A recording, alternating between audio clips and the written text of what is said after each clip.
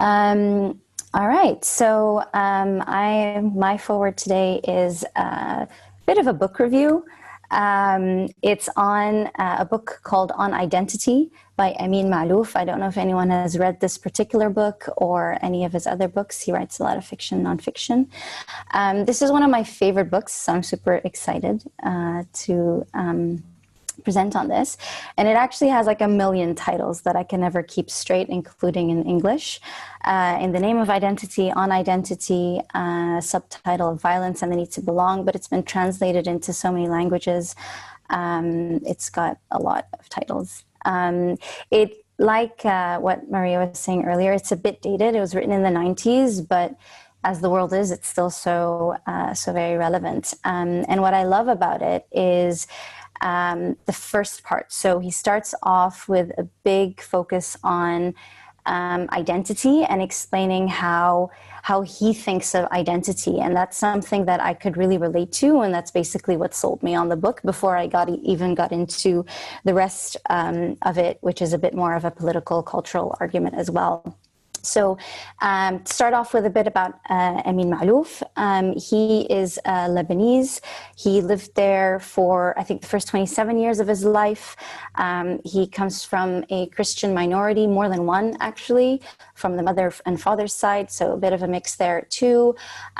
His mother tongue is Arabic, but he describes it as the holy language of Islam, so there's a, crisscrossing of cultures and religions and languages there.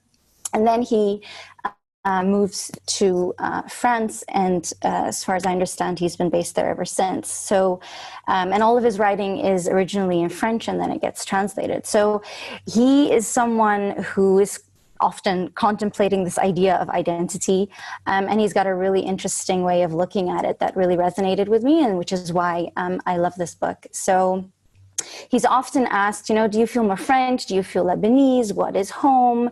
And, he kind of just says, I'm always both. I can't cut off part of myself. It's never one or the other. And so a few of you, a small handful of you know my background. I'm also culturally, I feel like I have a very mixed background. My mother is from Bahrain, my father is Holland. I lived in both countries. I speak those languages. And so, on the very first page, as he describes this, I'm sold. I'm like, I love this guy. I love this book. It's the best thing ever. And then still on page 1, he continues, he's like, I'm asked this question all the time. I can relate to that. And people tend to, I don't know, I suspect a number of you in your own way will be able to relate to this multiculturalness. But people often insist, when you describe your full complicated story, they'd be like, you really, really deep down, what do you feel, and this makes me feel like this.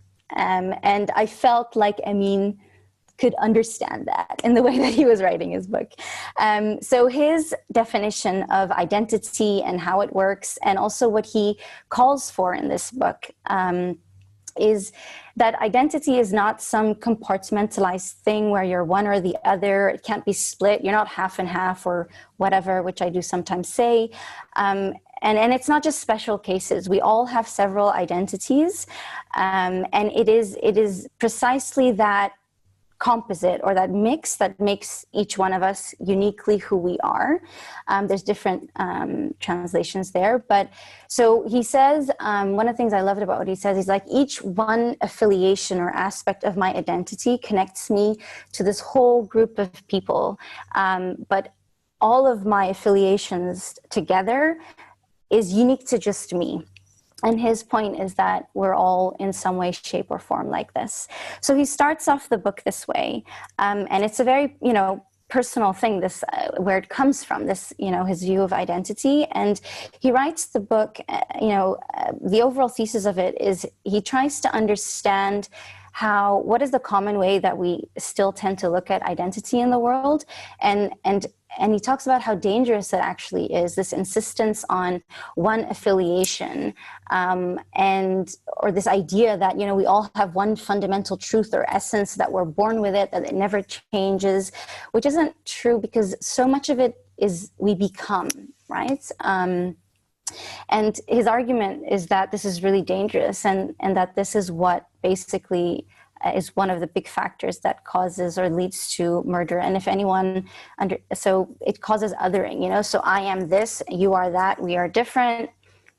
And, you know, there begin the problems. So that's kind of the overall, what the book is about. And some of the other themes that he brings up, it's a very brief book. It's about just over 100 pages, but he goes through quite a lot in those pages. And, you know, he looks at history, talks about how you have to look at these things in the context of history, the influence of time, place, context of people and cultures. We underestimate the impact that has on religion, and we overestimate the impact that religion has on people. You know, and parts of his book seem to speak more towards the Western world to try and, you know, nuance this modern day, you know, 90s, but still today, idea of the Islamic world or Islam being, you know, anti-modernism, anti-freedom, and all of these things, you know, and he looks at the history of Christianity and Islam, mainly because it's just his sort of context more than anything else.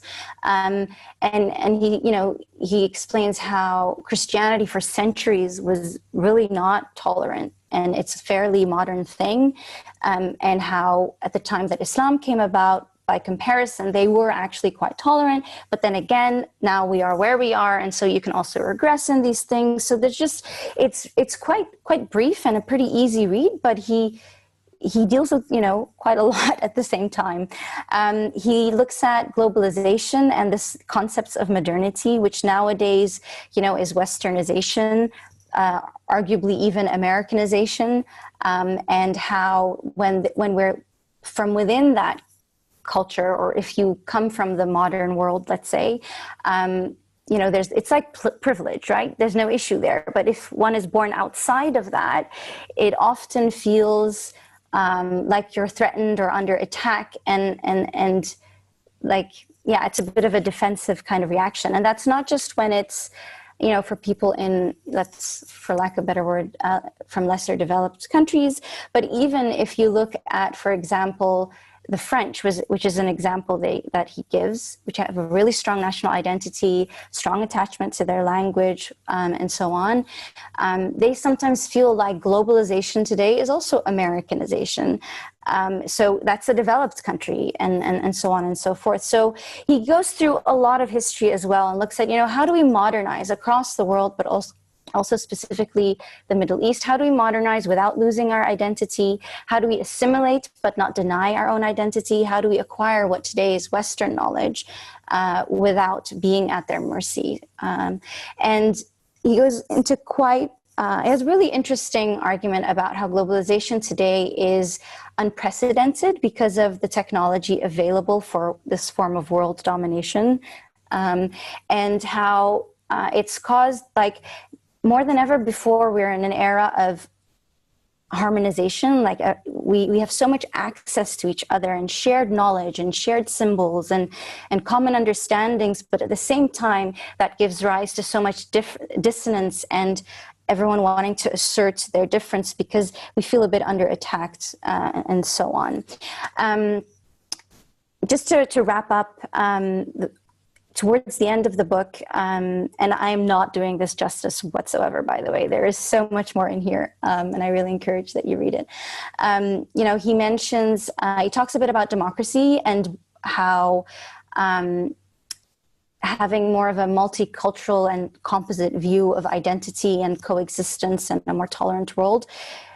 One of the things he says, which is, you can argue, but the only context for that is democracy, but not necessarily the way we see it today. So he focuses more on democratic values because it's the only thing that gives everyone choice, versus necessarily the mechanisms that we see. And he gives the example of Lebanon where, you know, the whole quota system and whatnot, you know, clearly there are faults there. Another thing he says is religion is one of the key things that we connect to our identity and often prioritize, and he doesn't think that religion is ever going away, nor does he advocate for that, but that we get a spiritual need from religion as well as a need to belong and identity, but you can separate those two. And so he looks at language as one other possibility, which has almost an equal role to play in identity and how closely that ties to our identity, and that also being one of the most influential allegiances that we have. And he actually says, what if we all learned 3 languages? What if everyone on the planet learned 3 languages? The one that's connected to their identity, English, because that's just the global language. Perhaps that'll change in the future, but for the time being, English. And then the 3rd language is the language of our choice, or the language of the heart, he calls it, because then there is just so much more ability to cross those frontiers, and I can personally, I really relate to that, because I think a lot of us in the Middle East speak multiple languages, possibly more than in certain other places, I'm not sure, but this is clearly a work of it's not nonfiction, but I've also read a couple of his works of fiction, and so far each of them, he paints a beautiful picture of these multicultural worlds that are so rich, based on a real sort of time, place, and often a real historical character. But then he weaves this beautiful story, which I assume is the way he would like to see it. And I very much relate to that. The way he ends the book, some of the things that he mentions is, I can't help dreaming of a day where the region where I was born will follow the path I have described. In my own mind, it has always come to pass or been this way, but I want it to happen one day on the solid ground of reality for everyone. And these are just some pictures of places that I have visited that feel to me like, when I'm in these monuments or places, I'm like, a tiny piece of me is like, I am in this now. I'm in that kind of dream world of the way I would love to reality to be here in the region, but also globally. And this is, I guess, why this book resonates with me so much, why I love it so much. And I think everyone should read it. But one of the things, just, back to the initial chapter where he explains his theory on identity, he insists that everybody has like a mixed composite identity, because we each have, we belong to a country, a language, a culture, a religion, but there's, so many other identifiers, let's say, one's gender, one's profession, and so on. So it's not just, special cases of people who are mixed or who have migrated or whatever. But he does admit that there might be certain people for whom this is a bit more of a special case, in the sense that sometimes the two parts of their identities, sometimes they can conflict, which makes it a bit more difficult, and that makes them just so much more open to sort of imagining these sorts of worlds. And he calls them sort of frontier dwellers, and they are just so much more able and easy to navigate those borderlines in a way, which again is something that I totally believe in. And so it feels like a calling almost. So I guess one question just to reflect on is, can you relate to this version of identity in the way that he defines it, rather than I am just this one thing? And how might we look at ourselves differently as Arabs? Because I think that we are a super mixed region. We just pretend that we're not, which sucks, but that's just me. So these are just some links which will be shared on the slides on the website, with some book reviews and some wiki pages. The book at the very bottom, for those of you who are interested, is one that I didn't really touch upon, but it's about third culture kids, and anyone who has any interest in the cross-cultural. That's a really awesome book to read about. And if you want to nerd out about that separately, just drop me a line.